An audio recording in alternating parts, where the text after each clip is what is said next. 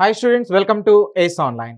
నేను మీ లంకేశ్వరరావు. ఈ క్వశ్చన్ చూడండి. Identify the pair of drug which act as antihistamines అంటున్నాడు.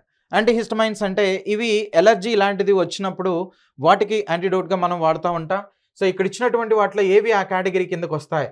సో వెరనాల్ అనేటువంటిది ఇచ్చారు, వాలియం అనేటువంటిది ఇచ్చారు, ఇంకోటి ఇప్రోనిజిడ్ అనేటువంటిది, నెక్స్ట్ సో నార్డిల్ అనేటువంటిది ఇంకోటి ఇచ్చారు. సో నెక్స్ట్ డైమెటాప్ అనేటువంటిది, సెల్డైన్ అనేటువంటిది, నెక్స్ట్ హెరాయిన్ అనేటువంటిది, నెక్స్ట్ సో కొడైన్ అనేటువంటిది, ఇలా డిఫరెంట్ ఆప్షన్స్ అనేటువంటిది ఇవ్వటం జరిగింది. అయితే ఇక్కడ ఇచ్చినటువంటి వాటిలో ఏది యాంటీ హిస్టమైన్ డ్రగ్స్ అవుతాయి అంటే వీటిని బై హార్ట్ చేయాల్సిందే. సో ఇవి బయోమాలిక్యూల్స్ ఇలాంటి కాన్సెప్ట్లో మీకు వస్తుంది ఇంటర్మీడియట్ సెకండ్ ఇయర్లో.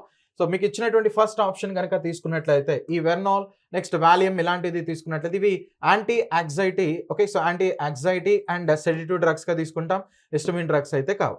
నెక్స్ట్ అదే ఈ సెకండ్ ఆప్షన్ కనుక తీసుకున్నట్లయితే ఈ నార్డిల్, ఇంకోటి ఇప్రోనియజిడ్ ఇలాంటివి ఏవైతే ఉన్నాయో ఇవి యాంటీ డిప్రెసెంట్ డ్రగ్స్ అనేటువంటిదిగా కన్సిడర్ చేస్తారు.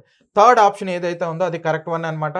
సో మోస్ట్లీ ఇలాంటి వాటిని ఈ యాంటీ హిస్టమైన్ డ్రగ్స్గా, సో నెక్స్ట్ ఎలర్జెటిక్ డ్రగ్స్గా జనరల్గా తీసుకోవడం అనేటువంటిది జరుగుతుంది.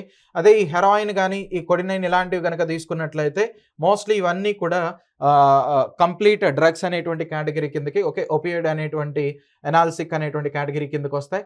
సో కాబట్టి మత్తు పదార్థాలకి బానిసలయ్యారు ఇలాంటివి వింటూ ఉంటాం కదా, ఆ కేటగిరీ కిందకి వస్తుంది. అయితే ఇక్కడ ఆప్షన్ ఏంటంటే ఆప్షన్ సి అనేటువంటిది రైట్ ఆప్షన్. ఇవి మెమరీ బేస్డ్ క్వశ్చన్స్ అండి. సో ఇలాంటివి మనం ఎటువంటి షార్ట్ కట్స్ ఉండవు, మనం గుర్తుపెట్టుకోవాల్సిందే.